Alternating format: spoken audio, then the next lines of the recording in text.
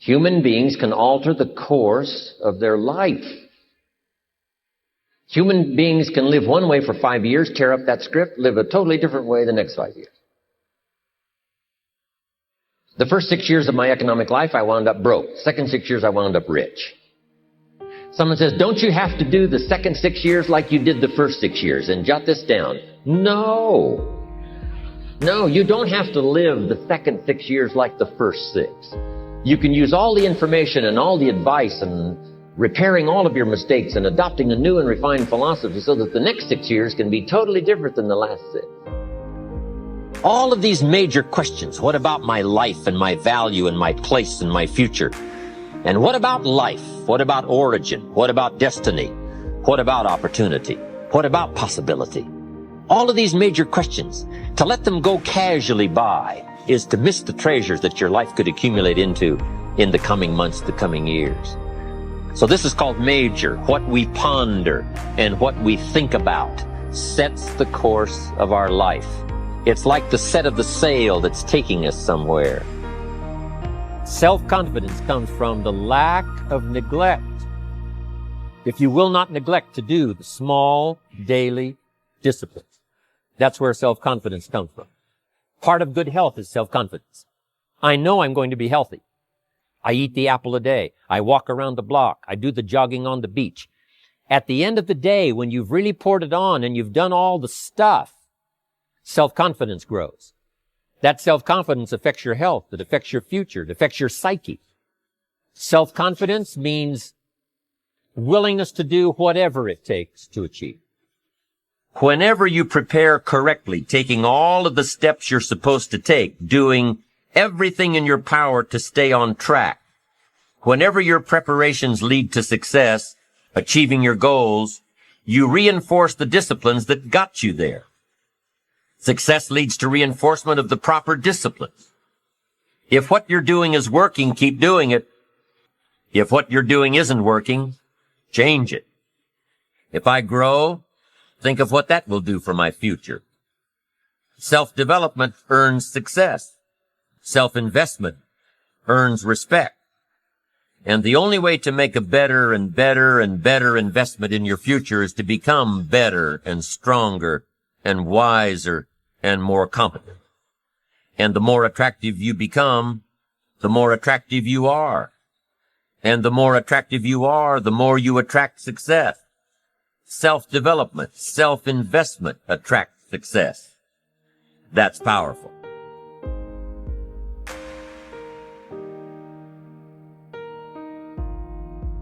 Personal success is built on the foundation of character, and character is the result of hundreds and hundreds of choices you may make that gradually turn who you are at any given moment into who you want to be. If that decision-making process is not present, you'll still be somebody. You'll still be alive. But you may have a personality rather than a character. And to me, that's something very different. Character isn't something you were born with and can't change, like your fingerprints. It's something you weren't born with, and that you must take responsibility for forming. There used to be a joke about football teams that lost every game. The coach would say, "We built a lot of character this year, didn't we?" As if character is something that you settle for when you haven't achieved what you really wanted or automatically develops as a result of adversity. I don't buy that. I don't think adversity by itself builds character, and I certainly don't think that success erodes it. You build character by how you respond to what happens in your life, whether it's winning every game or losing every game or getting rich or dealing with hard times. You build character from certain qualities that you must create and diligently nurture within yourself, just like you would plant and water a seed or gather wood to build a campfire. You've got to look for those things in your heart and in your gut. You've got to chisel away in order to find them. Just like chiseling away rock to create the sculpture that has previously existed only in the imagination. But the really amazing thing about character is that if you're sincerely committed to making yourself into the person you want to be, you'll not only create those qualities, you'll strengthen them and recreate them in abundance, even as you're drawing on them every day of your life, That's why building your character is vital, becoming all that you can be.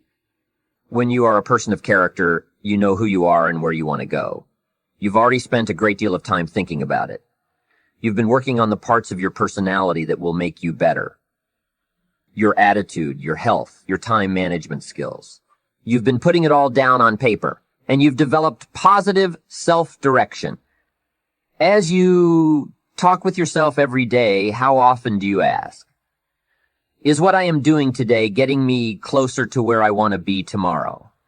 Because here's what you don't want to ever do. Kid yourself. Kid your neighbor and kid me in Kid Marketplace if you want to, but don't kid yourself.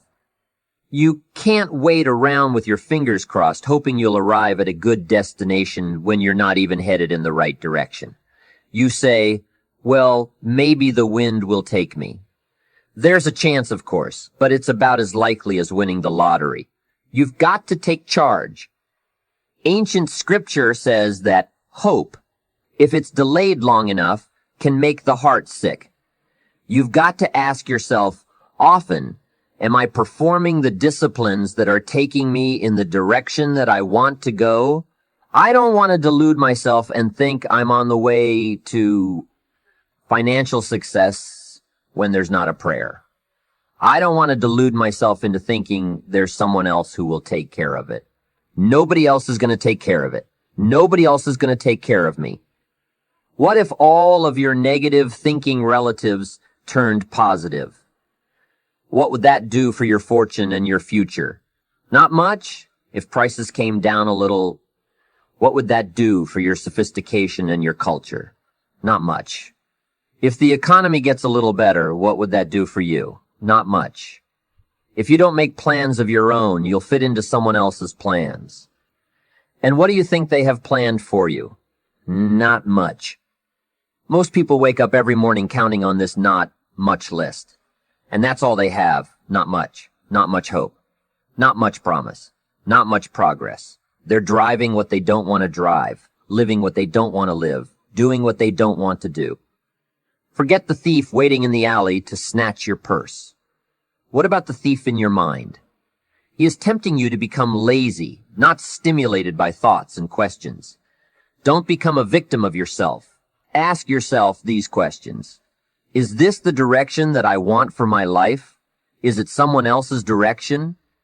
Is it a goal that has been ingrained in me since my childhood? Is it my parents, my spouses, my boss, or my children's? Is it mine? Ask yourself these questions. Get into the debate of your inner mind. What am I doing that works?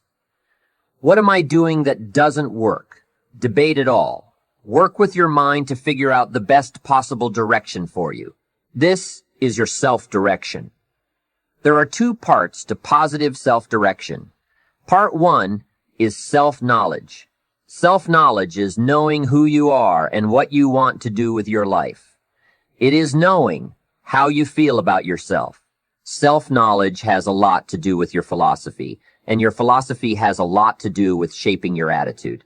It helps determine how you feel about yourself, about life, about your direction, and about others around you. You've got to gather up enough knowledge and information to know what's right for you. How do you gather up this information? Well, you can start with your own experiences. The best way to know if something works for you, to find the right way, is to do it the wrong way. You can't keep doing it the wrong way. You've got to be smart enough to say, hey, this isn't working, and change it. Start doing it the right way. Then search for the knowledge and apply what's right for you to your life. Develop your own attitudes and philosophies around your own experiences and the experiences of others. Take all of the information you have gathered and compile it. Consider it, debate it, tear it apart, turn it upside down. Look at it from your own perspective and refine it to suit you. Rearrange it. Throw some of it out. Keep what you think will work for you. And most importantly, make sure that what you end up doing is the product of your own conclusion. Make sure that the knowledge that you are building is your own self-knowledge. The second component of positive self-direction is preparation. Being ready for the opportunities when they show up in your life. Being ready for the sales call that may make you a fortune. Being ready for the meeting that may positively affect your career. Being ready for it all in expectation. It will come. If you wish to be ruler over many, you've got to be faithful with few. If you wish to have power and influence over many, be the leader of many, and get the return from many. Be faithful and disciplined when there's just a few. And do it in your own enlightened self-interest, because that gives you the best chance to have power, influence, and a place of honor among the many. Be faithful when there's just a few. Someone says, if I had a big organization, I'd really be on top of things. But I've just got a few employees, and I don't know where they are. Come on. When you've just got a few employees, you should know where all of them are. Let's say we were interviewing the parents of a fairly large family whose children have all grown up and gone.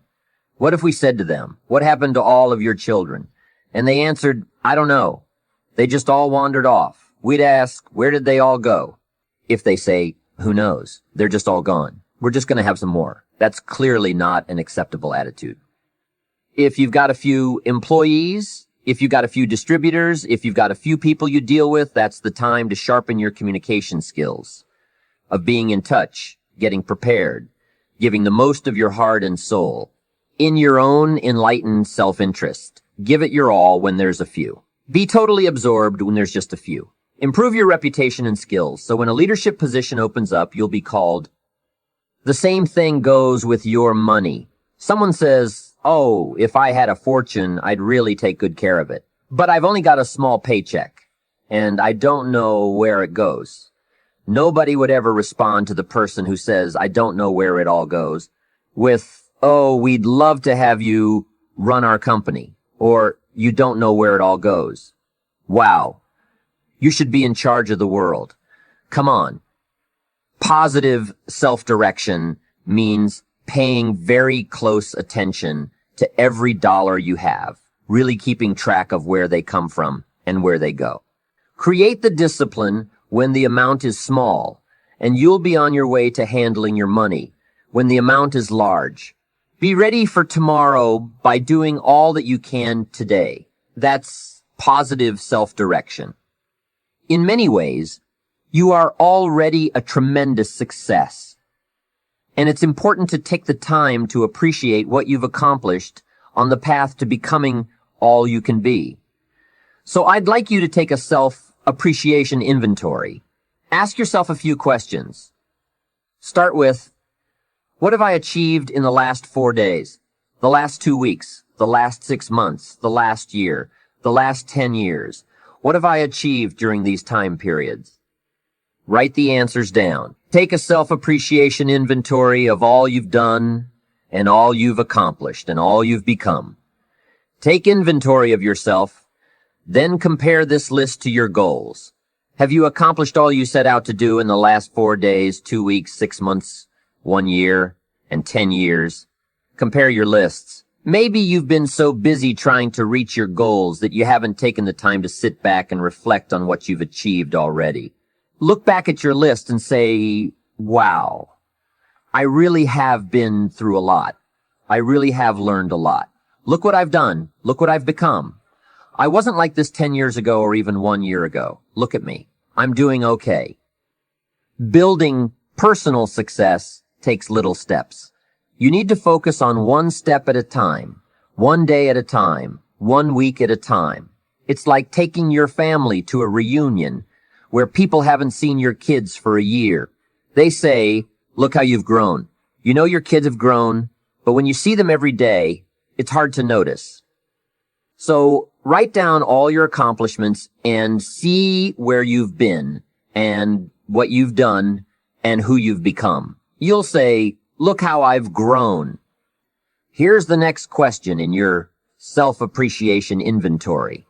What could I have achieved that I didn't? Be honest now. This is your own inventory. Nobody else has to see it. What could you have achieved over the last week, the last month, the last quarter, the last year? What could you have achieved that you didn't? Would a game plan have made a difference? Would a different direction have made a difference? Would greater preparation have made a difference? Would more discipline have made a difference? Would time management have made a difference? Ask yourself, what could I have achieved that I didn't? Now take this one step further with the question, what do I want to achieve in the next 4 days, the next 2 weeks, the next months, the next year, the next 10 years? This all falls in line with your goals. What you could achieve has to fall in line with what you want to achieve.